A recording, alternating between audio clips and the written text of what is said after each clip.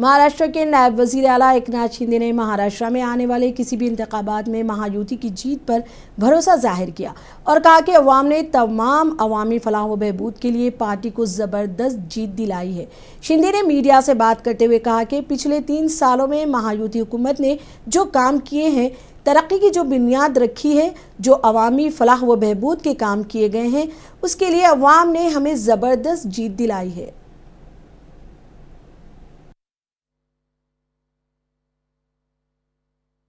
महायुति सरकार ने जो काम किया है, महायुति सरकार ने,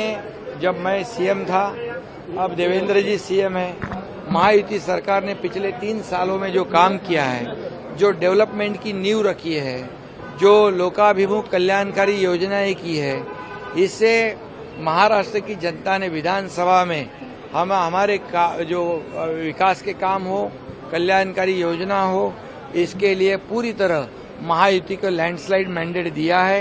मैं इतना ही विश्वास के साथ कहूंगा कि महायुति ने जो महाराष्ट्र के लिए किया हुआ विकास, इसके आधार पर या आने वाले जो लोकल बॉडी इलेक्शन है, वो सभी इलेक्शन महायुति पूरी ताकत से जीतेगी। दोनों ठाकरे आने के बाद भी कोई फर्क नहीं अच्छा है ना, महायुति के ऊपर। बिल्कुल,